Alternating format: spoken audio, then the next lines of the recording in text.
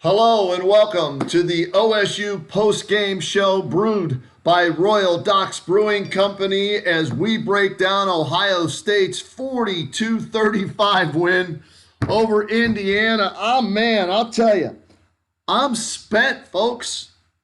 I'm actually just exhausted from watching that game. I mean, kudos to Indiana, and I thought they were a good football team. I had a couple of my buddies, no names, please, JT and Dwayne, telling me the Buckeyes were going to blow out Indiana. I said, no, this team's for real. They can score, and when you match that up with OSU's poor defense, especially in the secondary, I thought this was going to be a close one. I had it 42-28 was the final that I had, okay? 42-35 is the final. You can see the numbers on the bottom of the screen right there. And my goodness, I'm exhausted.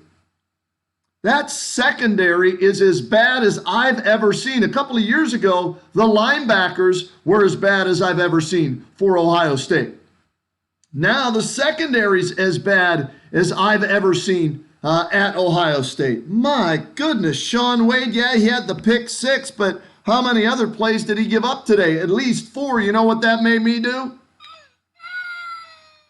That's right, Mr. Bill and I was throwing Mr. Bill all over the damn place today watching this game. And every time the pass defense gave up a big play,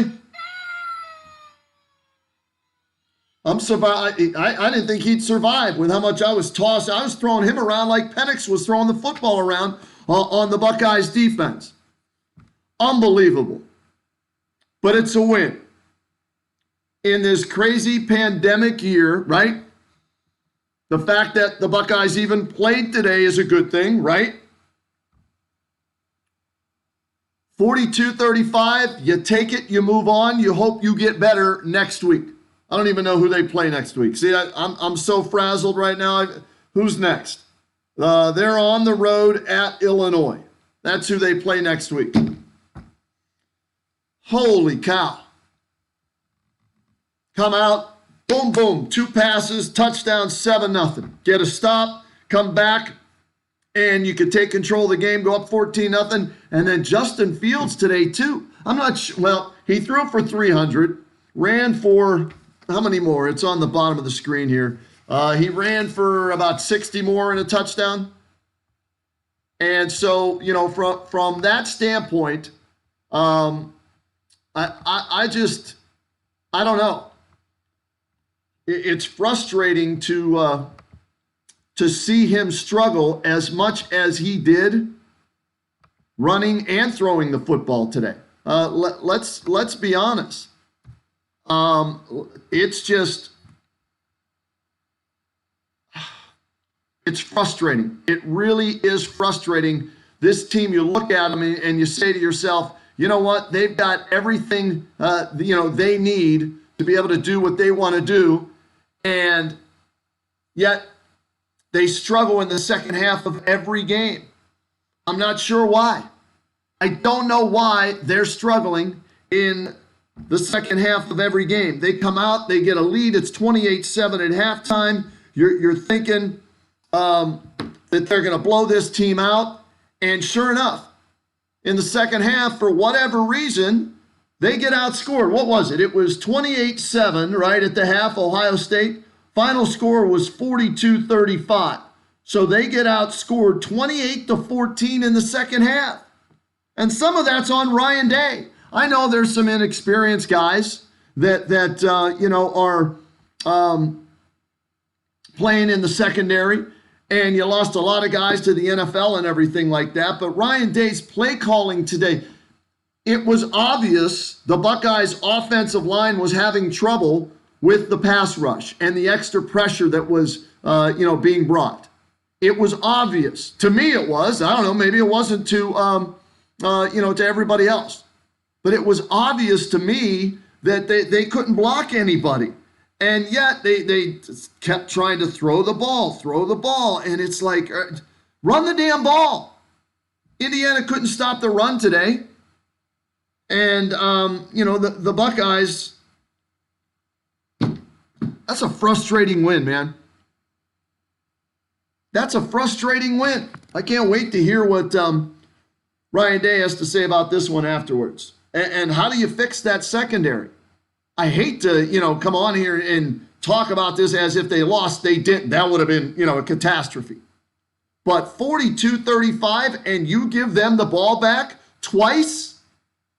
Twice you had a chance to put the game away.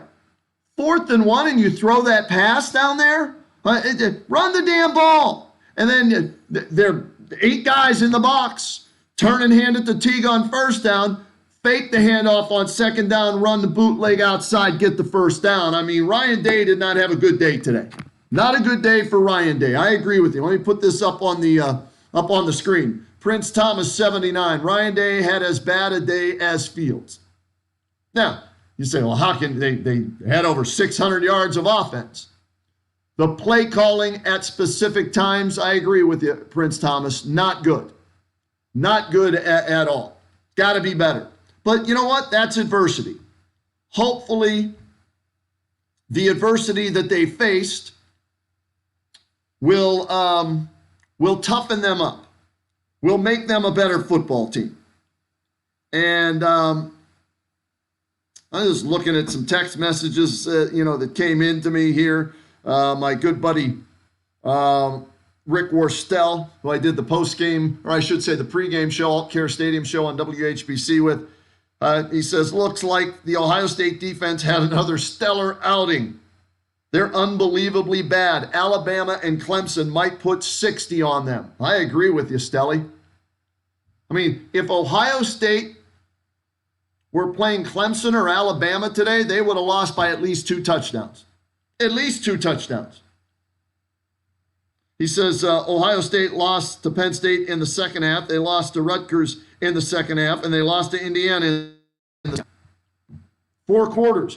One of my questions at the beginning of the day, I sent it out on Twitter, was can we get 4 full quarters from the Ohio State Buckeyes today? Can they play a complete game?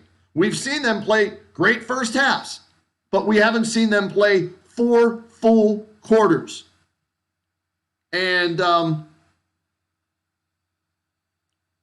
we didn't see it again today. 2 good quarters. Shaun Wade.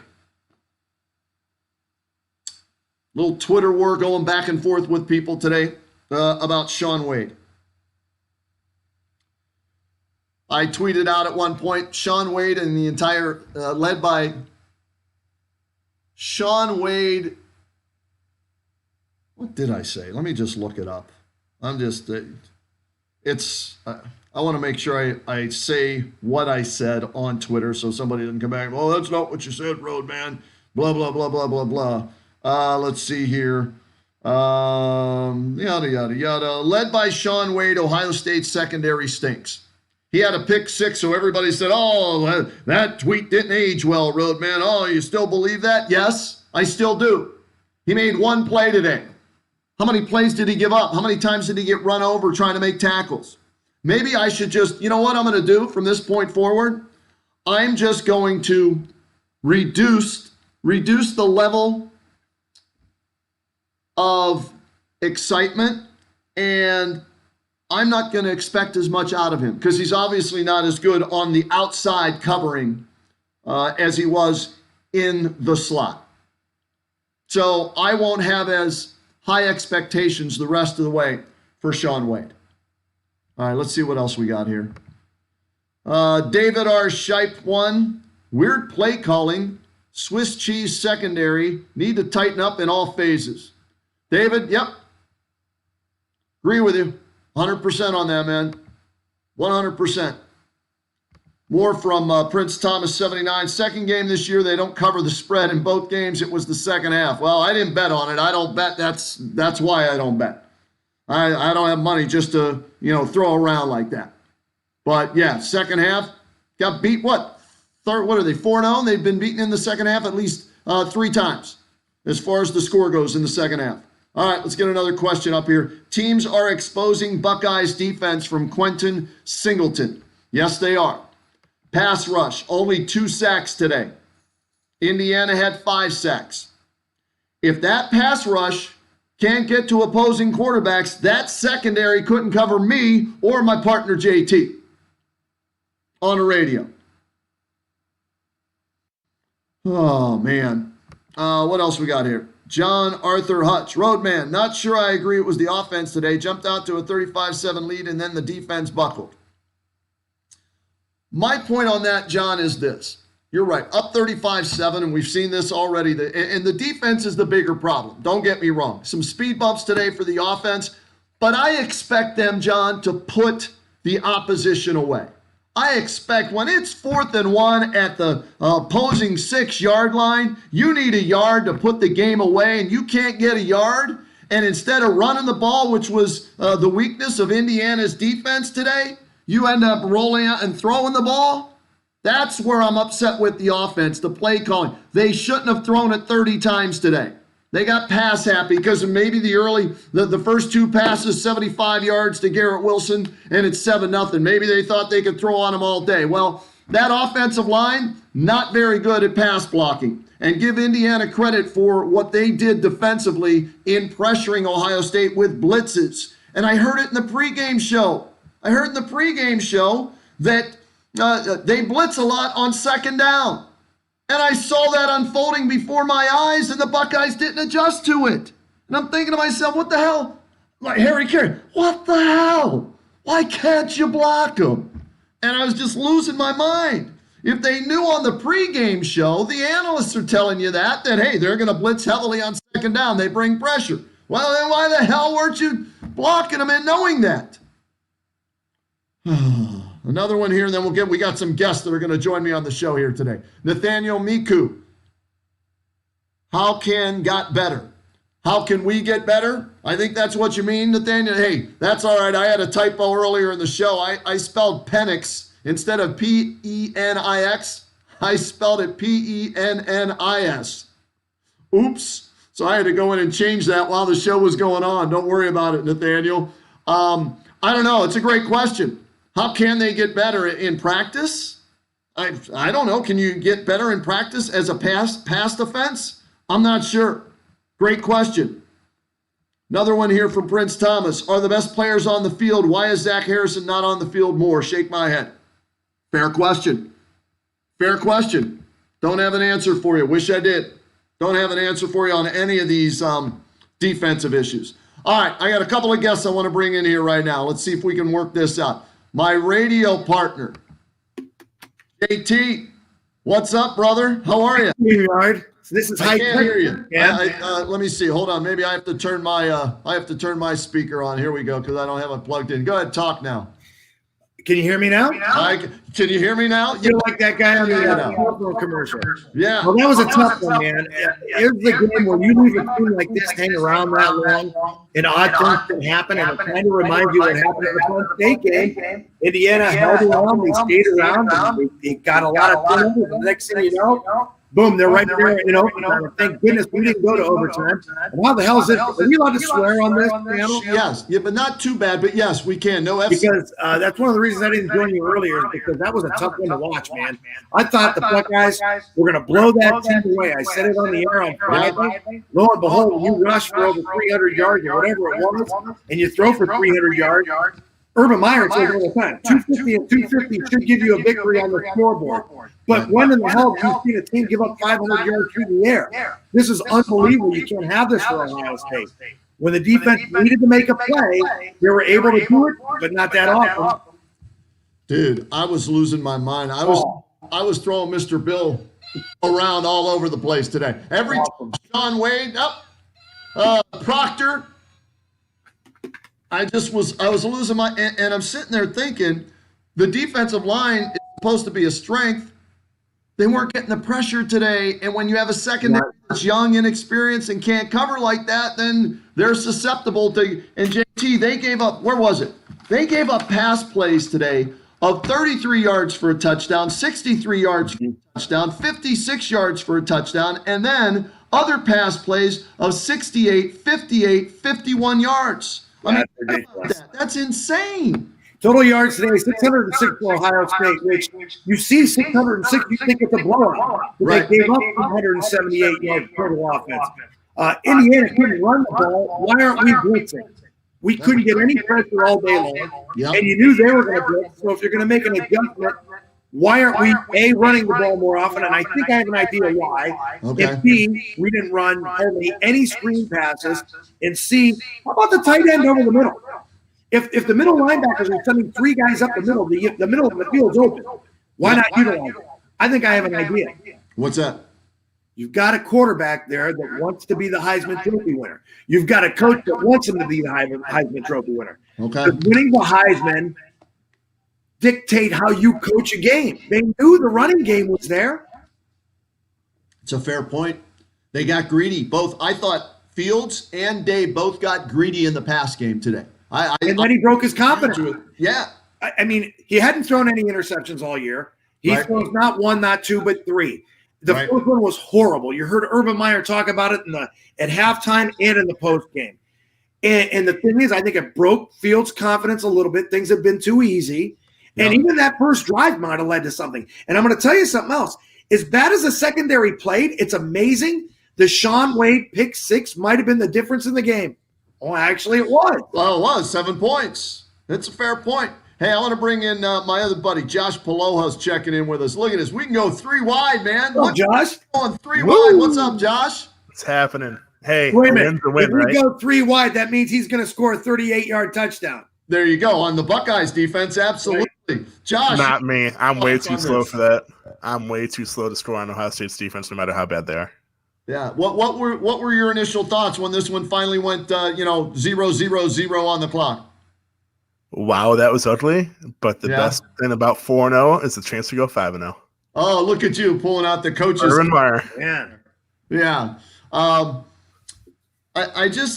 was frustrated by Ryan Day's play calling, guys. I really was. And JT, maybe to your point, maybe it is they're trying to pad those stats of Justin Fields. That one, the interception he threw while being tackled may be one of the ugliest and worst interceptions I've seen an Ohio State quarterback throw. He's being tackled, he's falling back, and he literally just threw it up for grabs. I think Fleming was the guy he was targeting. But how about the play? I mean, think about the play. Fleming makes the play after the interception of knocking the ball loose. This game could have gone so many different ways. Ohio State could have been on the short end of this, guys. I mean, how good is Ohio State, I guess, is the question. And JT, I'll start with you. How good are they at 4-0 with a defense that is porous against the pass, and they've been outscored in the second half, at least in 3 of their 4 games? Well, I don't know. I can tell you who they're not better than. I don't know how good they are, but from seeing them, they're not better than Notre Dame. They're not better than Clemson, and they're not better than Alabama. I think that's fair. I think they fall to number 4. Is this the first week, Josh? Do you know, is this the first week of the rankings that come out for the college football playoff? Yeah, Tuesday night. I can say this too. It seems as though, you don't want to give any credit to Indiana. Let's give them a little bit of credit. They're ranked in the top 10. Right. But when you rush for negative yardage, I can't give you too much credit. I can't respect you because you're not a well-rounded team. No team that I've ever seen throws for 500 yards. We give up more passing yards than Michigan. Do you think Ohio State's better than Michigan? I do, but they didn't play like it. Yeah. Josh, how good's Ohio State? I'm kind of with JT on this one. I don't know. Their offense can compete with anyone. Their defense is it looks like the amount of first-round picks they've had in that secondary is finally starting to catch up to them in the last 5 or so years. Yeah. Michael Regai texted me during the game, guys, and he brought this up. And once he did, I kind of remembered it. JT, maybe you already know this. Last year, Wade was a slot defensive back. They moved him inside. Now they're asking him to be that number 1 shutdown outside corner. And maybe he's just not suited for that, JT. Maybe he's a nickel back and a slot back on defense, and that's it. And maybe they should put him there. Let's remember this, too. They were out of position a lot in that secondary. Oh. And maybe for whatever reason, you go out to the early lead. I'm not going to say they took their foot off the pedal a little bit. Right. But for whatever reason, every time Penix would complete a long pass, it seemed as though somebody's out of position. They didn't know whether they're in a man position. They didn't know if they're in a zone. And guys are getting beat left and right. And next thing you know, chunk play after chunk play, and they just add up. And you're looking at yourself and you're going, wait a minute. It's a 7-point game. It was 28-7 at halftime. Buckeyes come out, roar right down the field. Opening kickoff, take it right down and score. This game's in the bank. You're going to go out and do yard work while it's still light outside. But it wasn't meant to be, man. For whatever reason, maybe it's, you're trying to pad those stats like we talked about. Right. Maybe you feed off a crowd that there is none there at Ohio Stadium. And maybe, just maybe, Indiana's better than we want to give them credit to be. Yeah, and you know what? We said we were going to find out about both teams today. Well, guess what? Maybe we found out that Ohio State's good, as good as we thought, and maybe we found out Indiana's better than what we thought they were. Right? I hope they are. I really hope they are. Second-place team, right? And Josh, I mean, Indiana, be honest now. What were your thoughts of Indiana coming into the game? Frankie's losing. Hi, Frankie. I mentioned Indiana in the passing game. I knew their passing game would be good. Keep talking. I'm going to go shut my dog up. Go ahead. I figured Ohio State's defensive line would be able to put enough pressure on Penix to not allow him to throw for as many yards as he did. Is that what you think too, Jay? I mean, that defensive line was basically non-existent they were good in like the first couple drives and the last couple drives, but in the middle quarters, they were like non-existent. Buckeye defense got the sack towards the end of the game, and it was obviously. Well, they blitzed, JT. You said, why didn't they blitz more? They finally blitzed there with was it Pete Werner, right? Right, and we're gonna find out who Indiana is in 2 weeks when I think they travel to Wisconsin. So once they go to Madison, we'll find out because I think that team's for real, even though they haven't played as many games as most of the teams in the Big Ten, for obvious reasons in the COVID situation there. Yeah, and I mean, even looking ahead at Ohio State's schedule, it's freaking Illinois, Michigan State, Michigan. So they can basically take it easy the next 3 weeks and maybe try to figure out something on their defense. I don't know. You got to remember if that defense is out of position, as they were today, and we have to remember they missed out on spring ball. They didn't get much of a training camp. And I know this is the fourth weekend, but who have they been challenged by? Nebraska, Rutgers, Penn State. Penn State hasn't won a game in the Big Ten. So maybe this is just what the doctor ordered, and you go back to the drawing board and you start working on that defense again. Yeah, I don't know if it's Josh. talent. I don't know if it's the talent or more of Jeff Hafley left. He was mainly man coverage. Now Kerry Coombs comes back with the zone coverage, so the players are more confused in the scheme. I don't know what it is. But, yeah, like JT said, the players are just out of position. There were a lot of miscommunications that just left guys wide open. Everything. Lone coverage, at least, 4 different times? Easily. Guys were wide open. Nobody with 15, 20 yards. I mean, that's here's let me throw some of these up on the screen here, guys. Quentin Singleton, get the defense better before Michigan. I think even with this defense, Quentin, I think we'll still beat Michigan, so don't worry about that. Ohio State will put up 50 on Michigan, so they don't have to worry about it. That's my new thing. You're going to have to outpoint teams because you can't play any defense.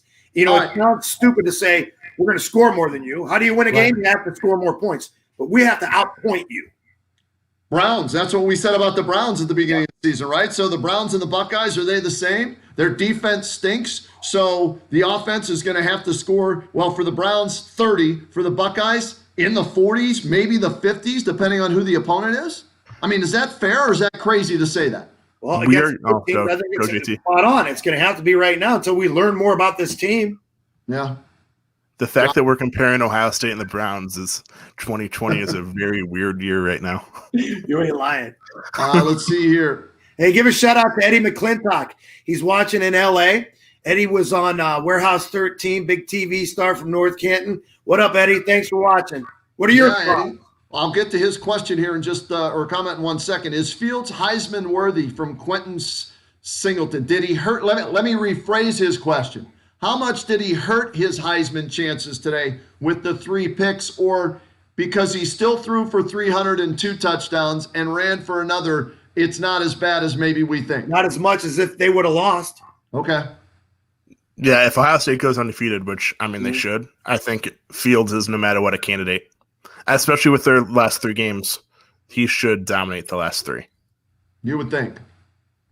Here's our guy, Eddie McClintock. The defense looked like they got kicked in the penis. And that's how I spelled it. when the show's Well, rush. That's you know good. me, I can't That's type good. worth a you know what, JT, right? So I'm trying to type in these banners and all that. I don't know how to do all this stuff. I talk. That's what I do. So I'm trying to type in stuff, and I typed in Mike or Pennis instead of Penix or whatever. And so thank you for pointing that out, Eddie. Very much. I appreciate that, buddy. Hey, Kenny, at least you included Looked two like ends. they got when you kicked in the spelled it. penis. Fair. That's fair on your part, Eddie. That's fantastic, man. I gotta send Eddie next week. Eddie, if you're still watching, send me your email address somehow, some way, because I want to get you on in this little, as we call it, video studio here. And we'll get Eddie McClintock to join us next week in here after they play. Who is it next week, Josh? Who do they play?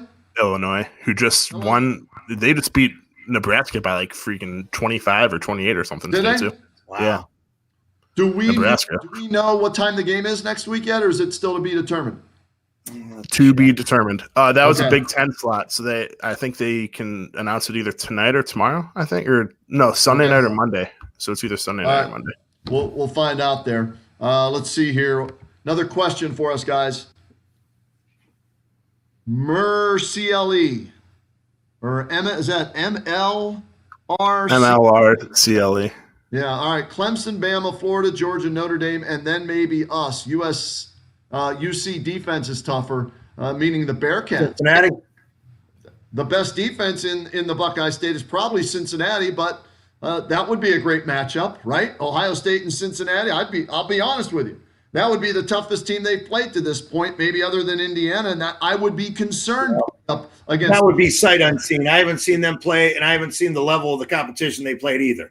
The AAC, I don't know if I can name 2 or 3 teams. I know Cincinnati and Memphis, and it pretty much stops there. All right, so a couple things with that. Georgia, I think Ohio State would easily beat Georgia. Georgia has their defense is good, their offense is horrible. Okay. But and Cincinnati is balance currently out down against Ohio State's terrible defense. I mean, isn't that wouldn't our defense make somebody else's bad offense look halfway decent? True, but I'd take a dominant offense over a dominant defense in today's spread offense era. Okay, that's fair.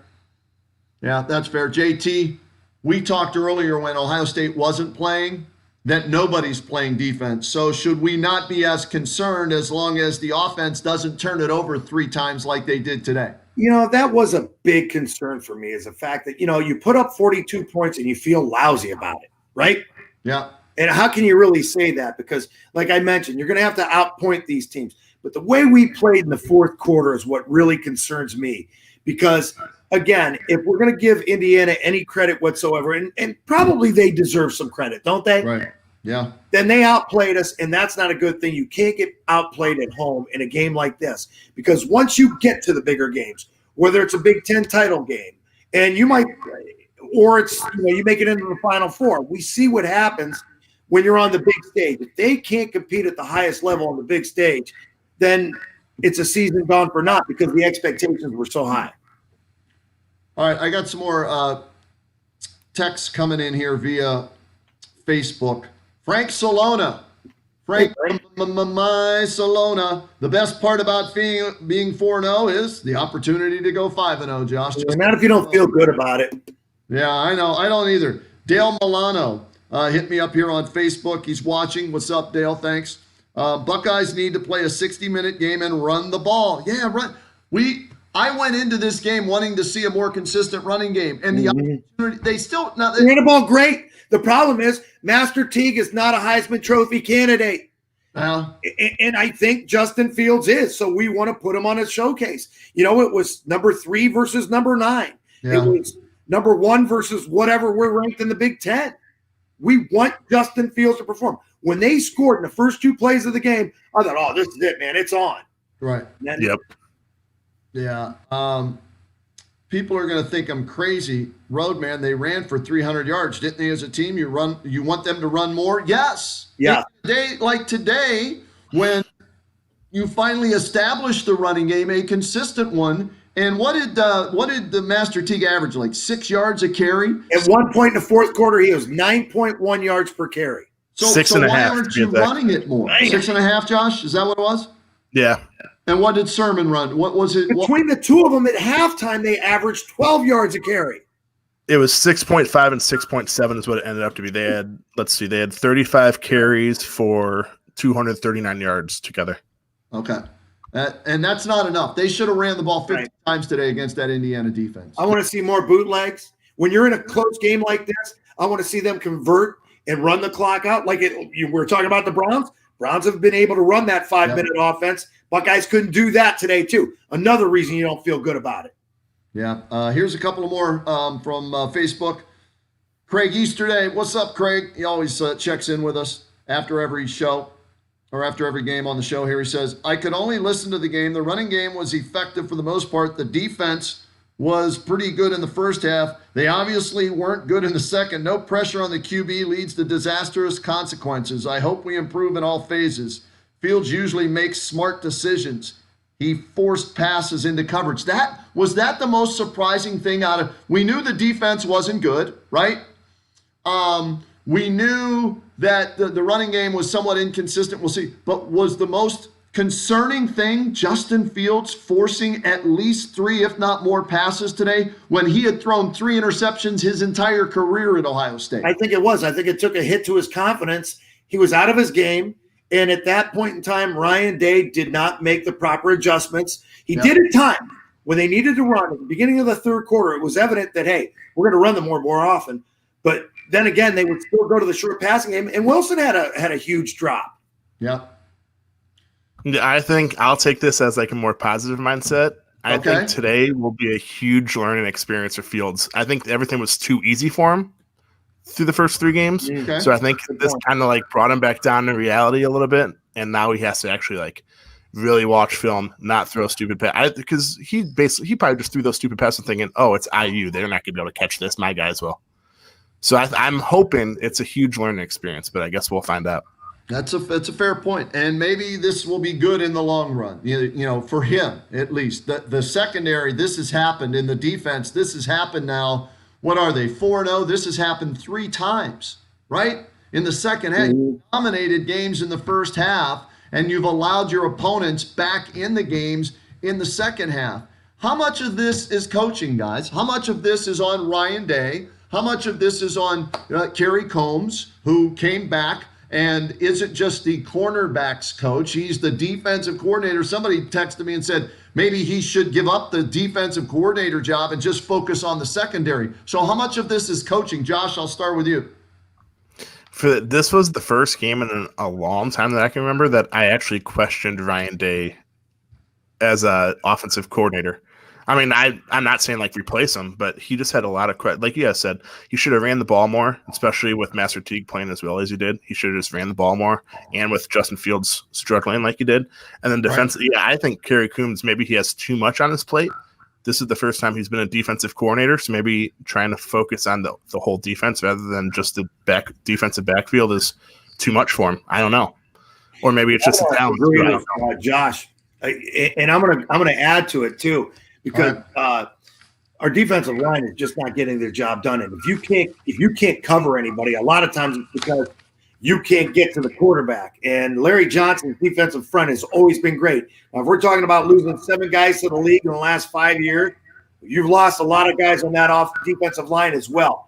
And if they can't get to the quarterback, and we already know that our linebackers who played pretty decently today, Kenny, they played a lot better than the secondary did. Yeah. You can't get the job done, and then the guy's got all day long to throw, and you don't have to run the ball, but you're not going to win when you throw the ball for 500 yards a game. I got a couple of more people checking in. We got to give shout-outs to Roger Stack is watching us here on the Buckeyes Postgame Show, and the legendary statistician himself, Denny Kincaid. Denny! Mr. Notre Dame is watching us, and I don't know if you heard it earlier, Denny. JT had Notre Dame ranked ahead of Ohio State after this performance, so that should make you happy. I'd love to see us play Notre Dame. He get home before the curfew last night from What's that? Tiger Stadium? He make it home before 10? I got home at 9:59. Oh, you did? No, I did. But that's another.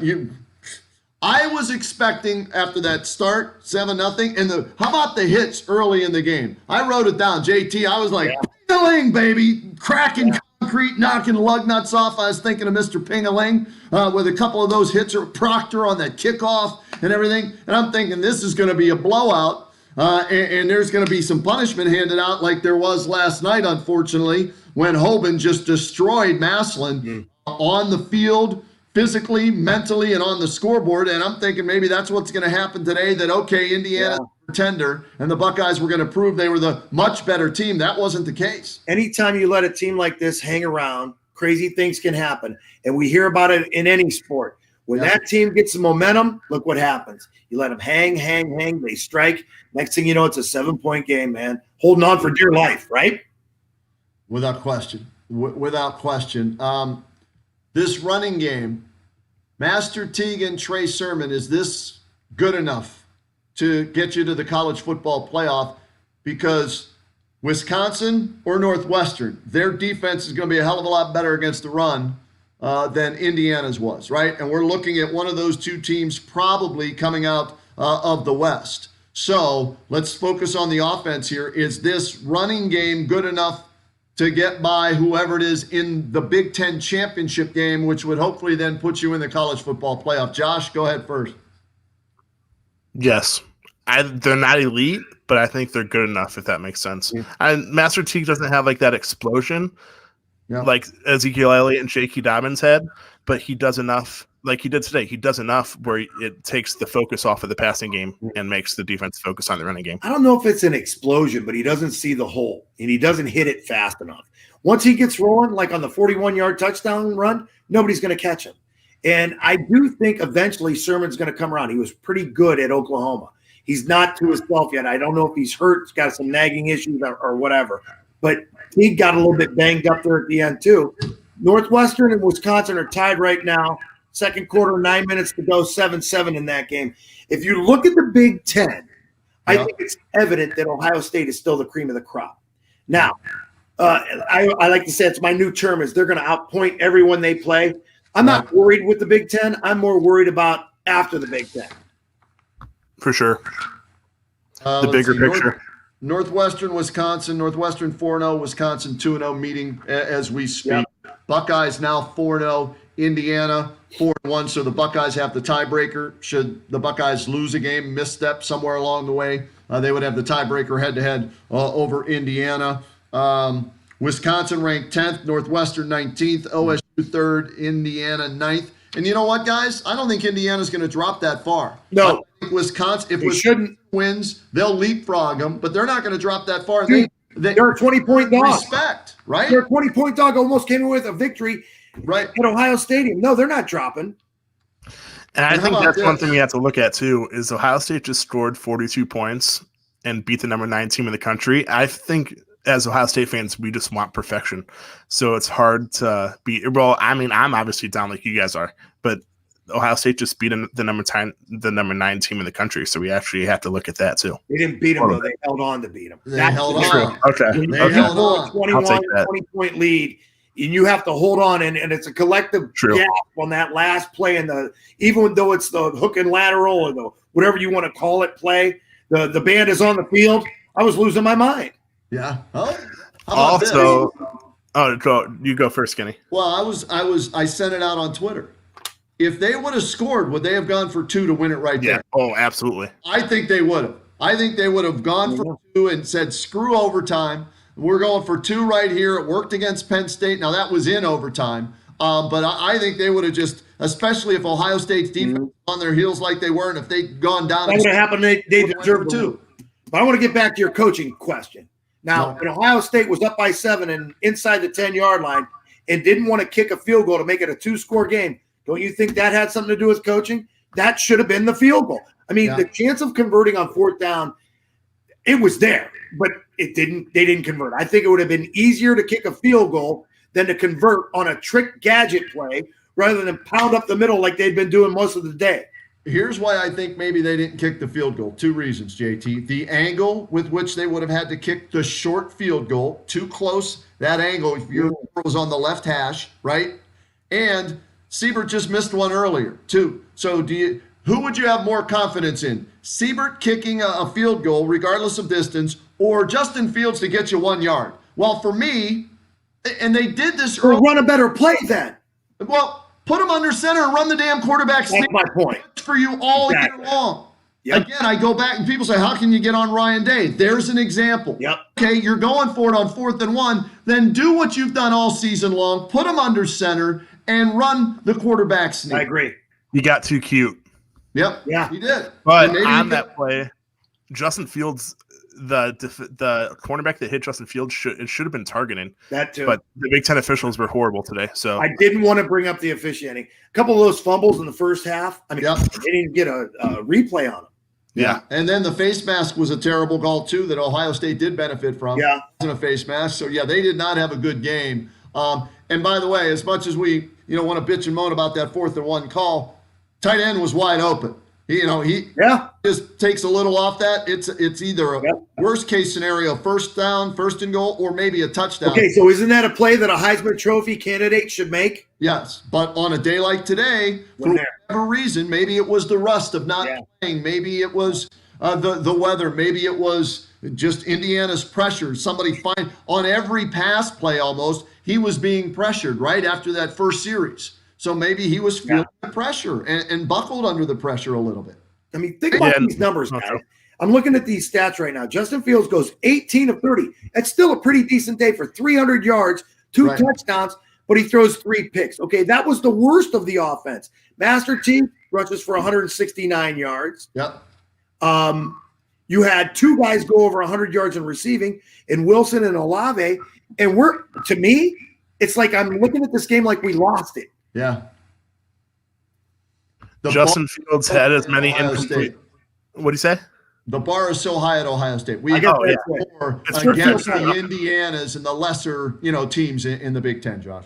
Justin Fields had more incompletions today than he had all season, and as many interceptions as he had in his Ohio State career, and they still won by 7. That's the way I'm going to think about it. He played horrible, and they still did. I'd feel like you, but I still feel bad because the line was 20, and I can't wrap my head around anything else. Because when the line is 20, I don't care where they're ranked, okay? And I don't care if they're the only team that's capable of beating us in the East in the Big Ten. You're a 20-point favorite. You had to hold on. You didn't win by 7. You held on by 7. And I think, like Kenny brought up a little bit ago, not having Blake Hobbiel, your starting kicker, changed a lot because they had that missed field goal early in the game from deep. And then if they had their starting kicker, they would have kicked that field goal with a few minutes left on that 4th and 1 to put them up 2 possessions, which would have changed. The other thing you got to remember, though, too, the reason that with such a long field goal is because he had to take another sack because they weren't running the ball. When they got down into the red zone, they could have pounded that in.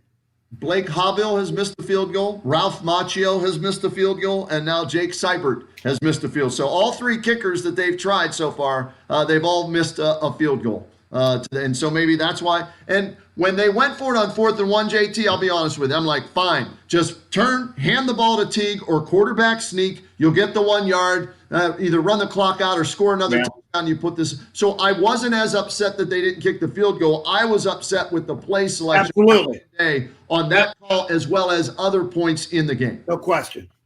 So what can be done with this secondary?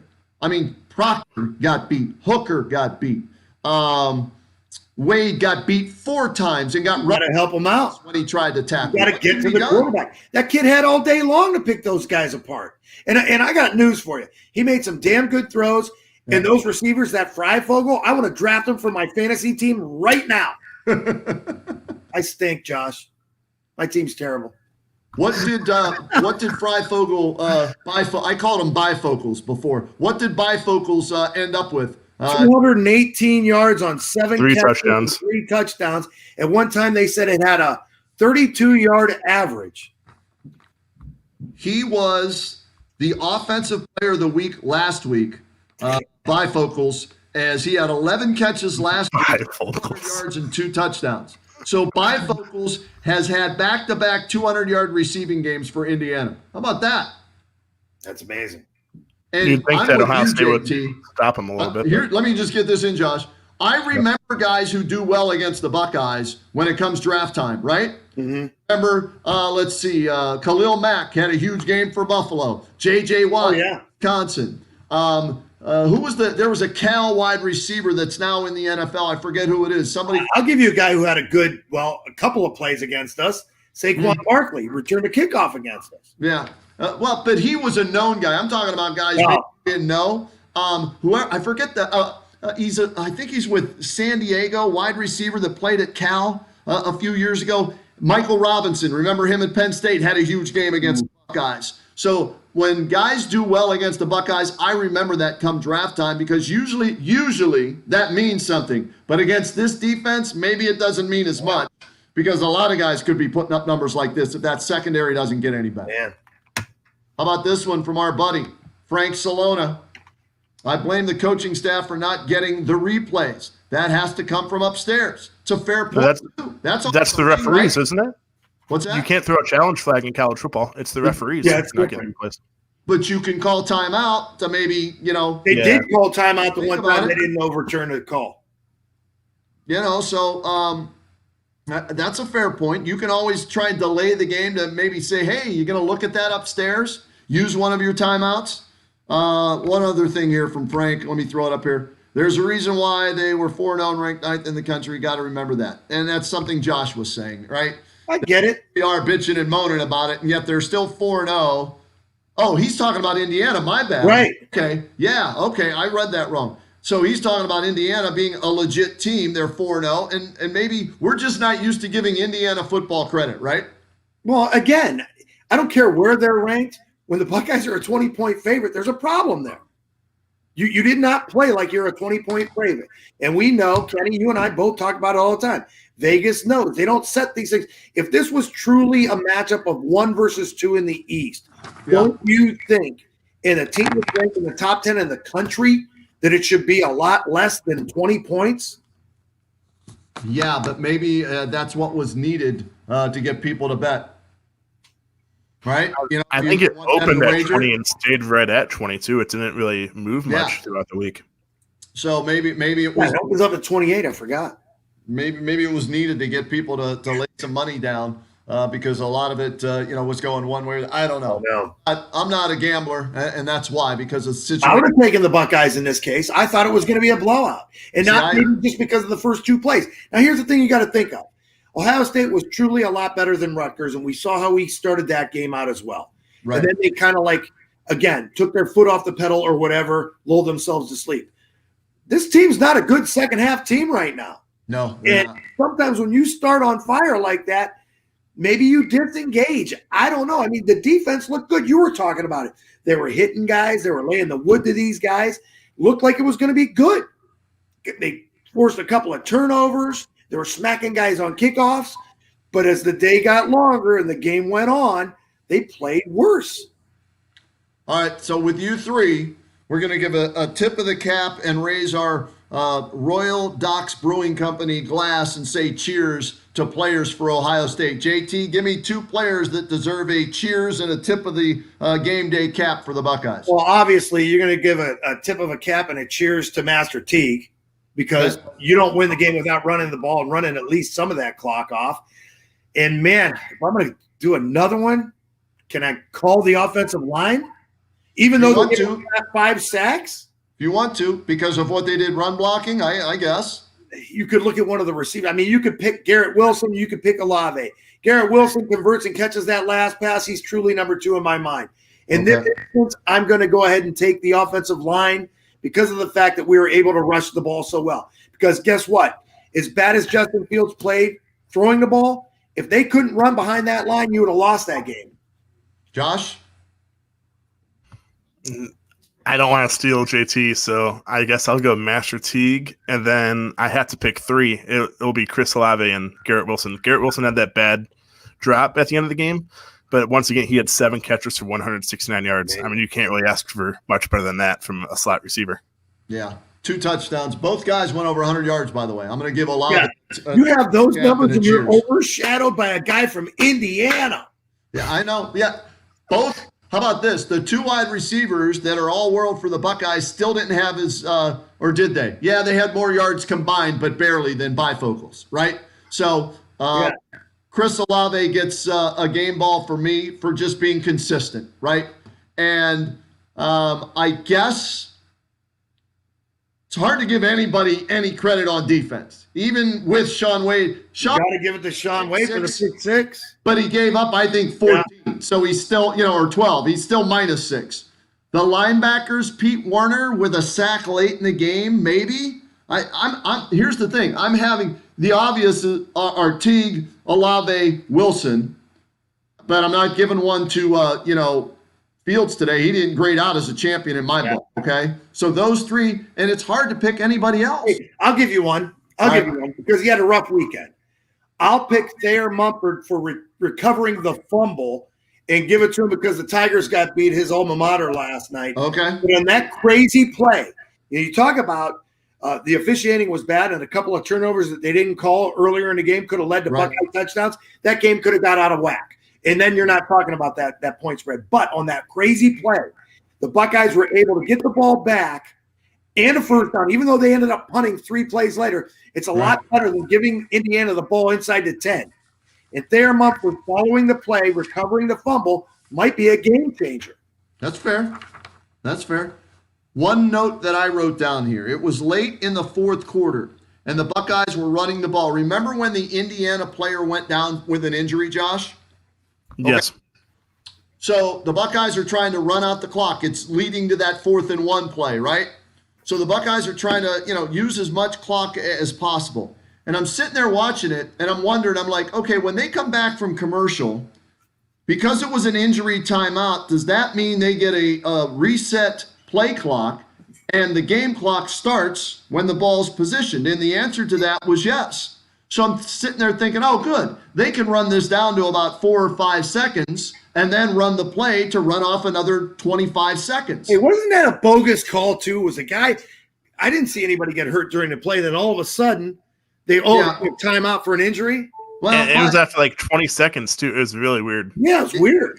And so they stopped the clock, and then you come back from the commercial break, and you have a chance to run 40 or whatever it was, 35 or 40 seconds off. Instead, Fields snaps the ball. And these are the little things that I look for out of a leader, right? Out of a Heisman Trophy winner. Fields snaps the ball with like 15 or 18 seconds left on the play clock as the game clock's winding down. And I'm thinking, no. Step back out, look to the sideline, pretend like you don't know what's going on, run that down to 3-4 seconds, then snap the ball, because that could have been the difference late in the game of getting 1 or 2 more plays off. So there is a lot of room for improvement for the Ohio State Buckeyes in all phases. The kicking game is not good, okay? 3 missed field goals by 3 different kickers. The return game, not good. They tried to return it once today, and they got penalized for a holding or a block in the back. The secondary sucks. Let's just call it like it is. The secondary sucks. The pass rush with the guys up front, the run defense, good today. The pass rush, not good today. They've got to get better to bail the guys behind them, right? Ryan Day had an off day. Justin Fields had an off day. So, I know it's a crazy year, 2020 pandemic, all this, yada, yada, yada.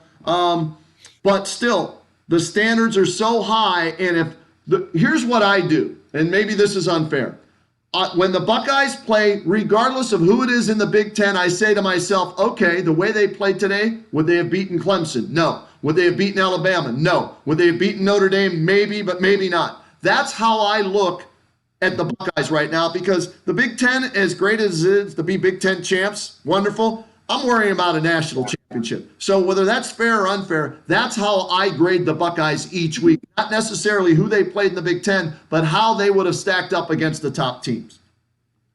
Right? Yeah, it's always about the big picture for Ohio State, for sure. I agree. And especially with how bad the Big Ten is outside of Indiana and Wisconsin this year. That's key, too. Yeah. It is. Prince Thomas 79, Kenny, stop hating on our linebackers. They aren't the problem. I understand.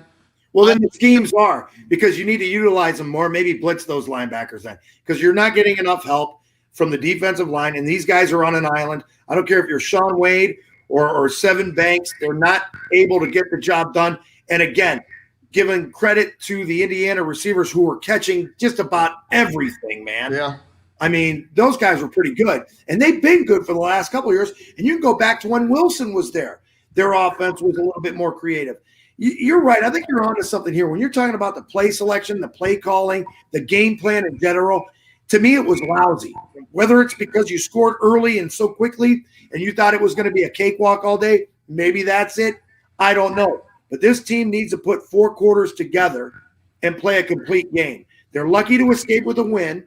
Feel good about the fact that you scored 42 points on a day that you didn't play your best ball, and give a little bit of credit or more credit to Indiana.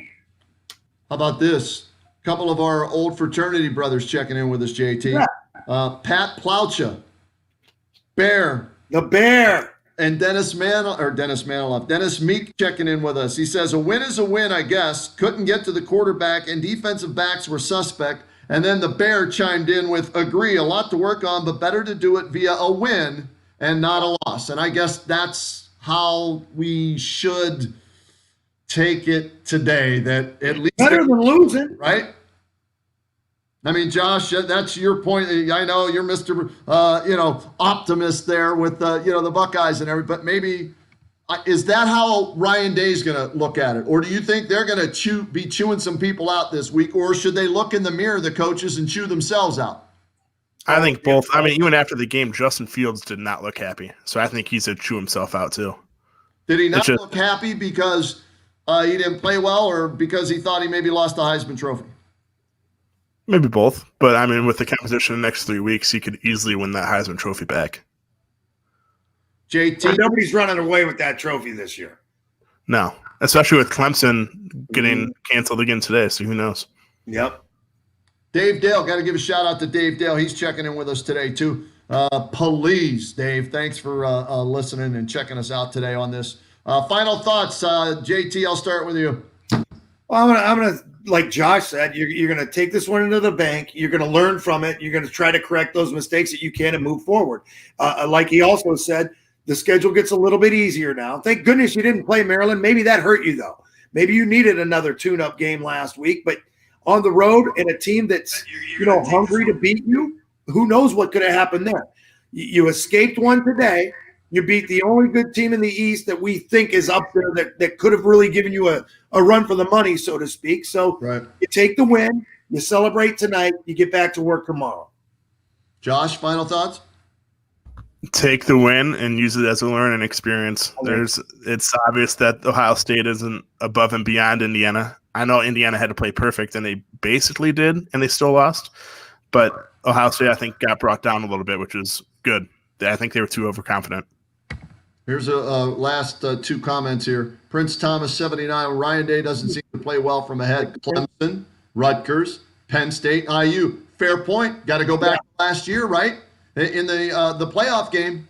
So, again, guys, we forget he's only a second-year head coach, right? So he's still learning too, Ryan Day. And maybe if this brings Justin Fields, back down to earth, maybe this will bring Ryan Day back down to earth too, because we've just been hearing, oh, what a great pick, man. They went from Urban Meyer to Ryan Day. Look at how good he's doing. Man, that offense is unstoppable. Yada, yada. Well, maybe this will, his head will come down a size or two as well if he was getting swolled up there.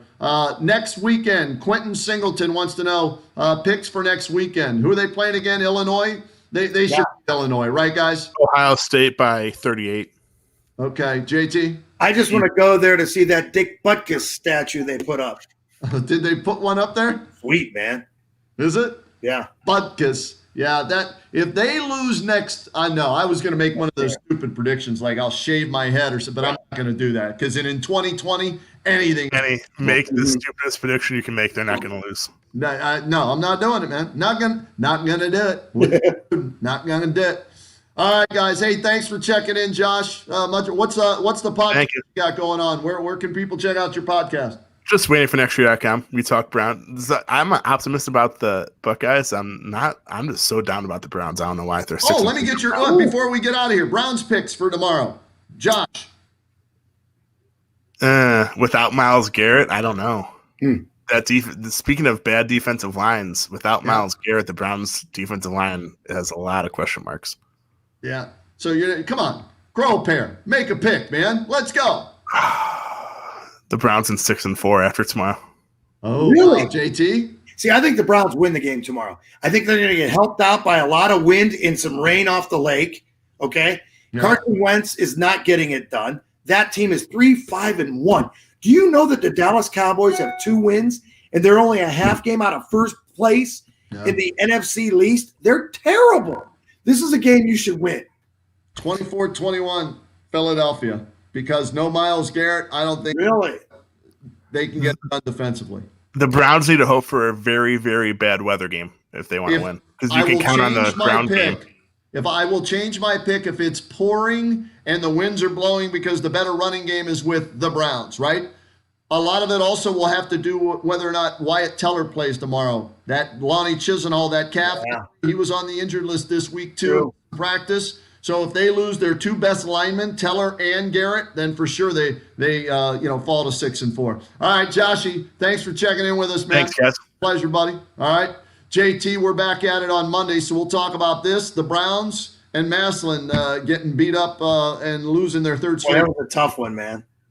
You know what I did? I stayed at the radio station and watched it because I don't get the cable channel at home. Did it look as bad on TV as it did in person? Yeah, I want to ask you, number 72 for Hoban, how big is that kid?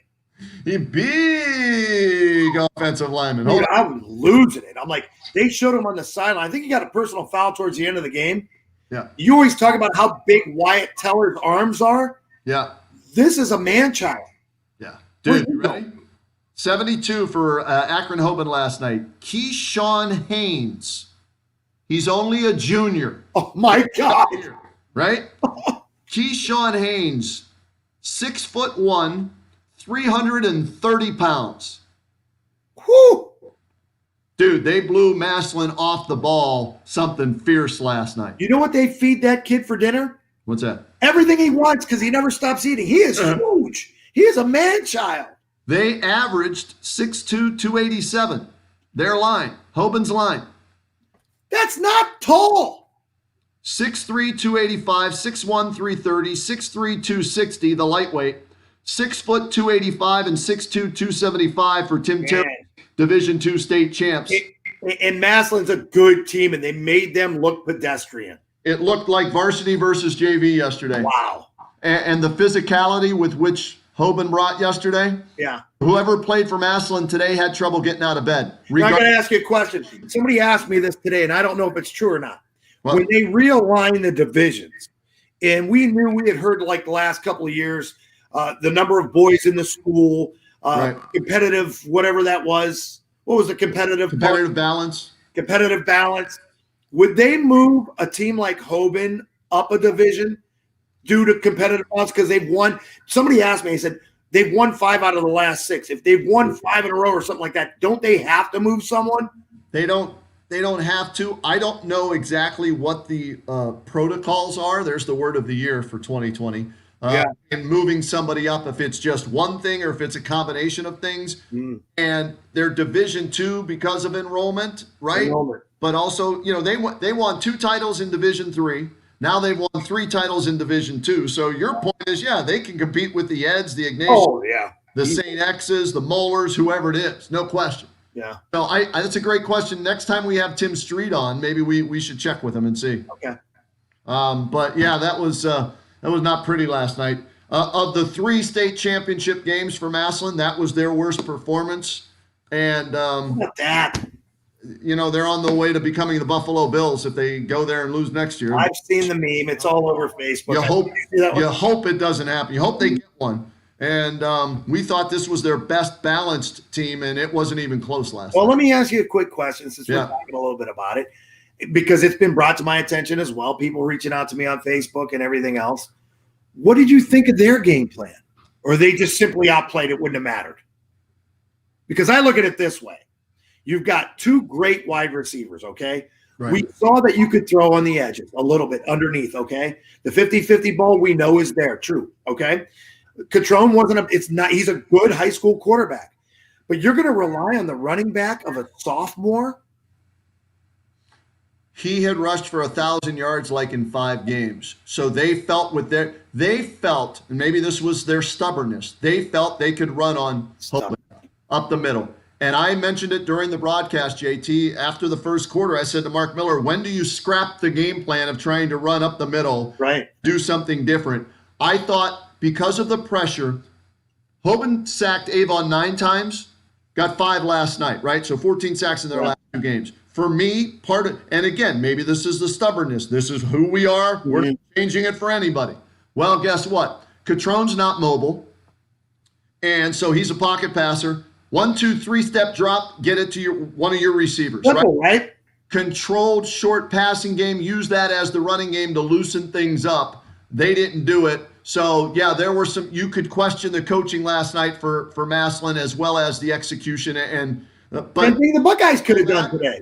They could have said all run that, a shorter passing game when he was throwing interceptions. Justin Fields needed to build his confidence. Ding, ding, quick ones. You know, instead of trying to throw over the middle or try to make magic happen, you throw up a song and a dance and you get picked off. That's no good. Having said all that, even if they made adjustments, they wouldn't have beat Hoban last night. Yeah, I guess. They brought fury with them. They brought anger. They brought revenge. Every one of their tackles, there was a little something extra down there, regardless of who it was. And they made sure they gave it to Martavian Johnson, the former Hoban kid, and he got flagged for personal foul, and they missed the extra point after the touchdowns. Right. Mentally, physically, execution, coaching, Hoban destroyed Maslin yesterday in all those phases. Doesn't hurt when you've got a high school quarterback who's won 50 games either. 50-3 and 3 state championships. Not bad, huh? Yeah. We'll talk more about that on Monday. All right. Be good. Have a good weekend. There he is, JT, checking in with us. Kenny and JT show every Monday through Friday right here on WHBC. Buckeyes win. They hold on barely to beat Indiana 42-35. We'll see what adjustments can be made as this team moves forward. Are they the best team in the country? No, they're not. That defense is awful, terrible. And we saw what happens when the offense isn't clicking on all cylinders and they turn it over 3 times, right? And that was at home. I mean, we've seen it in the past at Purdue, at Iowa, where they turn it over like that and they lose. So the good news is they didn't lose the game today. They won it. But we're seeing that if that offense just missteps a little bit, that defense, you can't count on them at this point. So, but they get the win. Thanks once again to the Royal Docks Brewing Company, the sponsor of our Buckeyes post-game show. Great home brewed beer there at Royal Docks. You got to check them out online. Go to I believe it's royaldocksbrewery.com. Just Google it, Royal Docks in Maslin, Canton, and you're good to go with their beverages and their menu with a new place that they just opened up as well. So thanks to them, a tip of the cap to them, and thanks to everybody for all the questions, all the comments. And we'll do this again, let's see, next Saturday after the game against Illinois, but we'll also do this tomorrow. So if you had fun and you want to talk Browns immediately after the game, join me tomorrow here on the Browns postgame show on Facebook and Twitter. Until we chat tomorrow or whenever the next time is, please do me a favor though. Wear your mask, wash your hands, social distance, treat others like you want to be treated. Really is that simple, folks. Take care.